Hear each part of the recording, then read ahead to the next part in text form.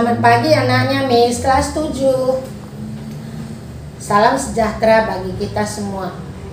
Pagi hari ini kita kembali melanjutkan materi pelajaran kita. Dan pagi ini kita akan belajar tentang bencana alam.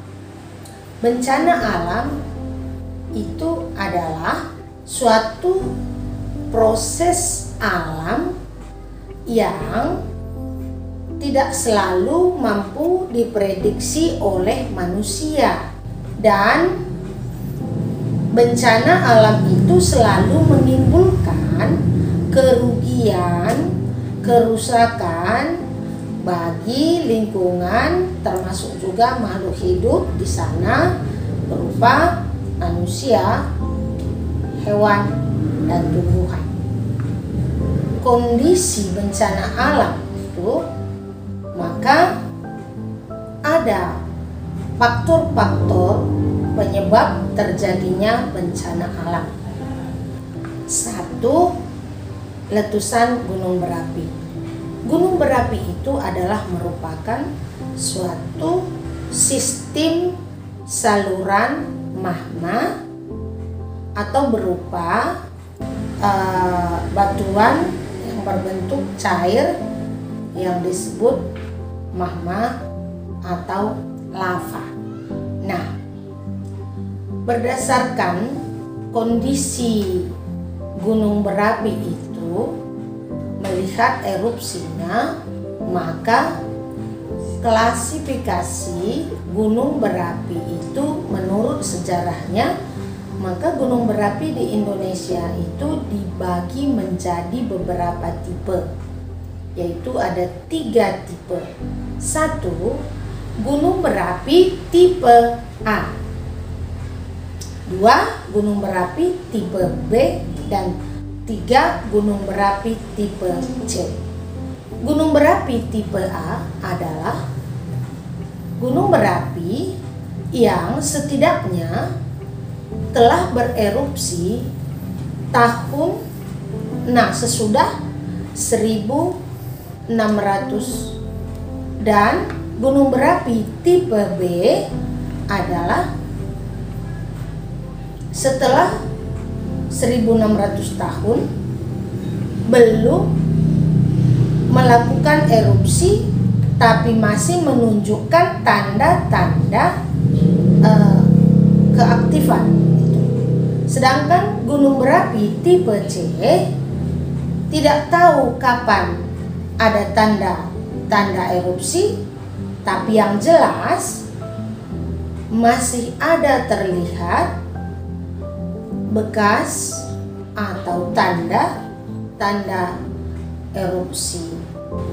Sekarang kita akan bahas lagi bahwa gunung berapi berdasarkan sumber erupsinya itu bisa dibagi menjadi 4, yaitu yang pertama gunung berapi yang disebut erupsi pusat, yang kedua gunung berapi yang disebut erupsi samping, yang ketiga gunung berapi yang disebut erupsi celah, dan yang keempat gunung berapi yang disebut erupsi eksentrik.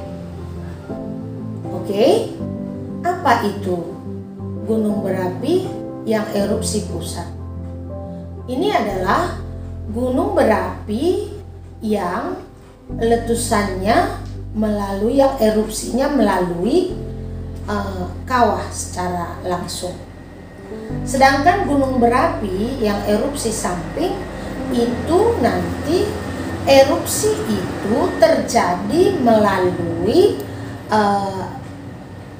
badan atau tubuh yang ada pada gunung tersebut. Sedangkan gunung berapi erupsi celah itu artinya adalah gunung berapi yang erupsinya berasal dari patahan atau disebut sesar.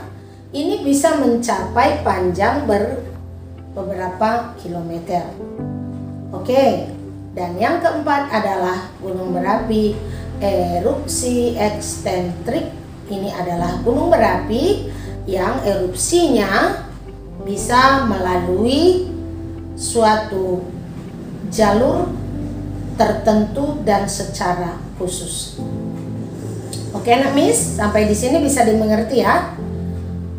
Nah, sekarang kita lanjutkan dengan apa saja bahaya letusan gunung berapi bagi kehidupan. Nah, bahaya letusan gunung berapi bagi kehidupan itu ada dibagi menjadi dua. Yang pertama, bahaya secara langsung, dan nanti yang kedua adalah bahaya secara tidak langsung.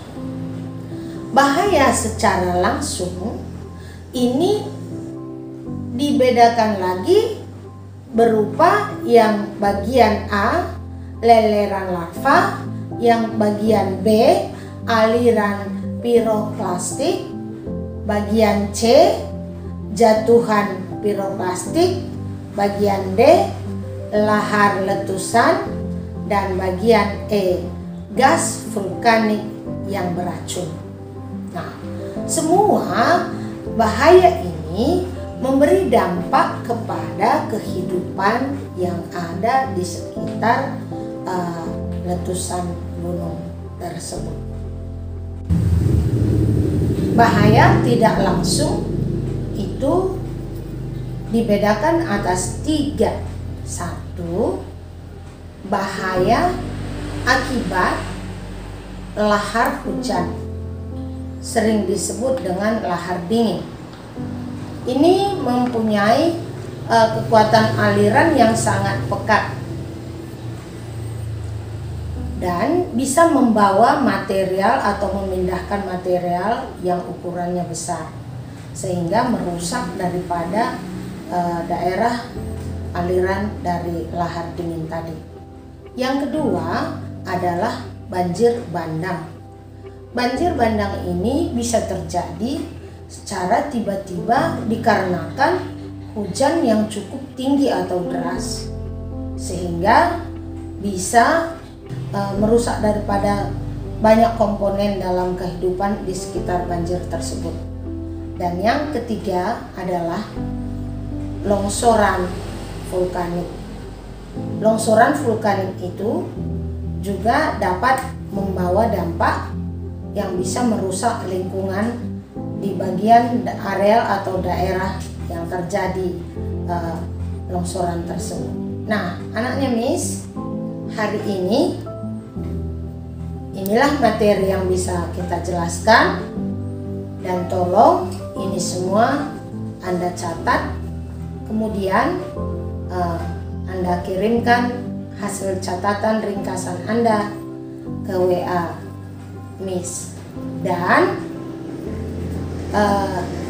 Miss akan memberikan beberapa soal yang sudah diterangkan di bagian video ini. Tolong dikerjakan dan juga dikirim hasilnya ke WA Miss. Oke, anak Miss, hari ini perjumpaan kita cukup sekian. Salam sehat, selamat pagi, bye bye.